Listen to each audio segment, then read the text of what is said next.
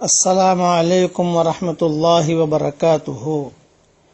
آج کا سبق سن لیجئے۔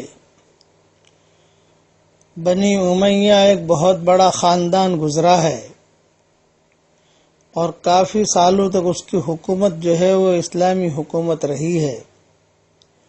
ان کے بعض مکانات میں ایک چاندی کا ڈبہ ہر مکان میں ایک چاندی کا ڈبہ رکھا ہوا تھا اور اس پر سونے کا تالا لگا ہوا تھا اور اس پر لکھا ہوا تھا ہر بیماری سے شفا اس ڈبے میں ہے۔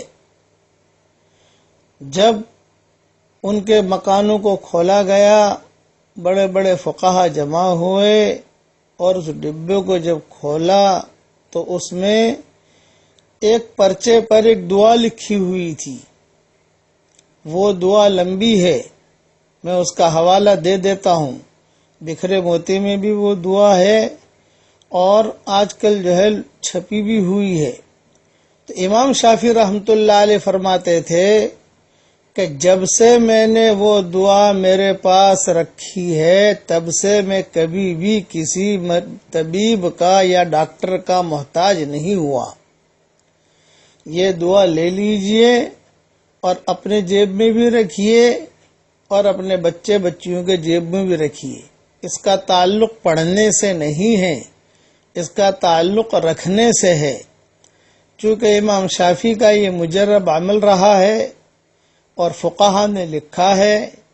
امام شافعی اپنے شاگردوں کے سامنے کہتے تھے بھرے مجمع میں کہ یہ بنو امیہ کے خاندان والی جو دعا ہے، جو بن ڈبیا میں وہ رکھے رہتے تھے۔ بنو امیہ یہ بڑے حکومتوں کے مالک تھے، کئی سالوں تک انہوں نے حکومت کی۔ وہ کہتے تھے کہ ہمارے مکان میں یہ دعا بہت اہتمام سے بن ڈبیا میں ہم لکھ کے رکھتے تھے۔ اب جو ہے وہ دعا مجھے ملی کسی کتاب میں نے اپنی کتاب بکھرے موتی میں لکھ دی ہے، پہلی جلد میں یا کسی جلد میں، وہ تو یاد نہیں، حوالہ تو مل جائے گا۔ لیکن یہ دعا اگر کسی کو لینی ہو تو میں ایک نمبر آپ کو دیتا ہوں، اس نمبر پر آپ کانٹیکٹ کریں، اپنا ای میل آئی ڈی اس کو دے دو، وہ آپ کو فارورڈ کر دے گا۔ اس نمبر یہ ہے 009192086163۔ عبدالعزیز نام ہے اس کا، یہ میرا جنات ہے، میرا خادم ہے۔ اس سے آپ یہ دعا لے لو اور اپنی جیب میں رکھو۔ ایک بات۔ دوسری بات یہ ہے کہ درود شریف پڑھنے کا بہت اہتمام کرو۔ تیسری بات یہ ہے 10 مرتبہ سورہ اخلاص تو ابھی پڑھ ہی لیجئے، جنت میں ایک محل بنا لو۔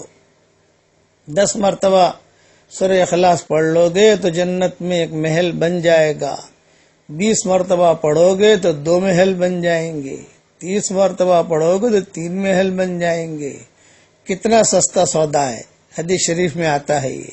اس لیے ابھی جب آپ کو یہ میسج ملے تو سب سے پہلے 10 مرتبہ سورہ اخلاص پڑھ کر اپنے لیے ایک محل تو بنا ہی لو۔